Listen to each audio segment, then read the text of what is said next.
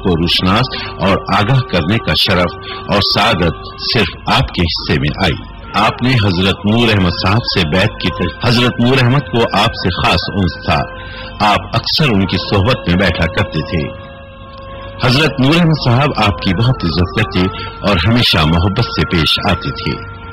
हजरत नूर अहमद साहब ने आपको परवाने खिलाफत भी अपने दस्ते मुबारक से लिख कर दे दिया था।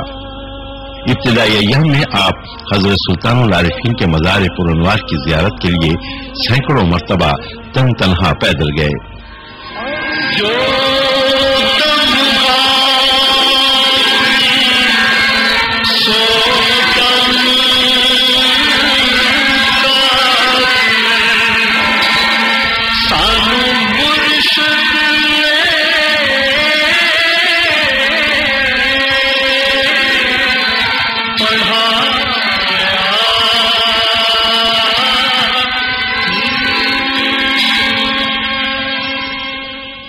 आप आखिर बुढ़ापे की कमजोरी के बावजूद भी साल में 2 मरतबा दरबार हजरत सुल्तानुल आरिफीन सुल्तान बाहू रहमतुल्लाह अलैह पर हाजिरी देते थे। हर साल इन 2 मौकों पर आपके अकीदत केश आपको मज़ार मुक़द्दस की जुनूब की तरफ वाले मखसूस हुजरे में फरोकश पाते। हिनाई रेश मुबारक, सुर्ख व सफेद नूरानी चेहरा, उकाबी नाक और पुरतासीर आंखें, मियाना रास्त कद कामत और आपकी सादा वज़ाक़ता देखकर आपके अकीदतमंद दूर ही से आपको पहचान लेते। अगस्त 1955 में कराची में सैलाब आया तो आपका रिहायशी मकान गिर गया और काफी घरेलू सामान भी ज़ाया हो गया। उसके बाद आपने पंजाब जाने का इरादा किया। पंजाब में आपके जिस कदर मर्द और इरादतमंद थे, सबकी ही ख्वाहिश थी कि आप पंजाब में रिहायश इख्तियार करें। चुनाचे आप अपने मुरीदों की ख्वाहिश के मुताबिक फैसलाबाद तशरीफ ले गए। फकीर साहब एक बुलंद पाया आलिम, एक आली मनश सूफी, एक पुरवकार दरवेश और एक वसीउ नजर और हलीम तबा और जहां दीदा बुजुर्ग हुए हैं।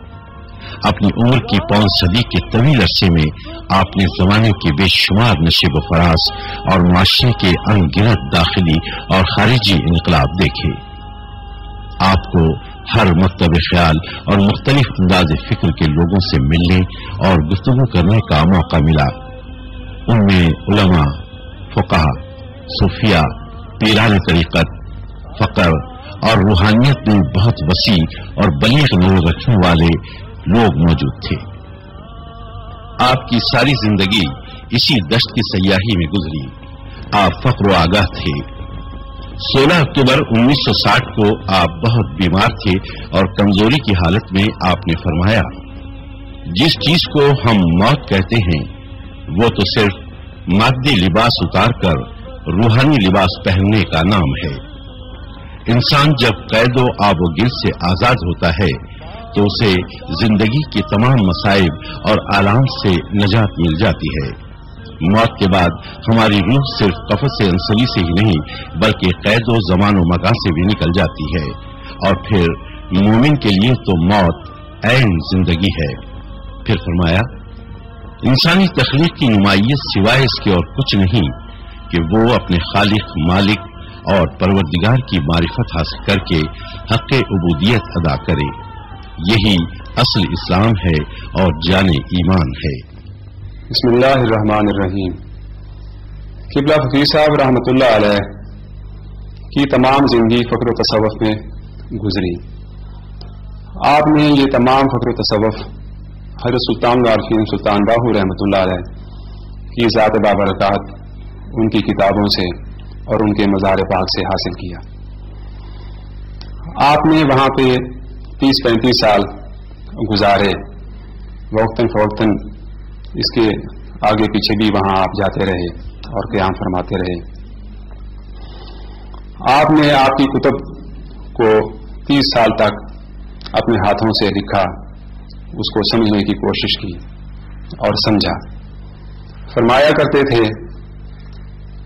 कि मैंने किबला सुल्तानुल आरिफीन सुल्तान बाहू रहमतुल्लाह अलैह की कुतुब को जिस तरह समझा है आज तक कोई नहीं समझ सका, और जिस तरह आगे मैंने इसको समझाया है इंशाअल्लाह कोई भी नहीं समझा।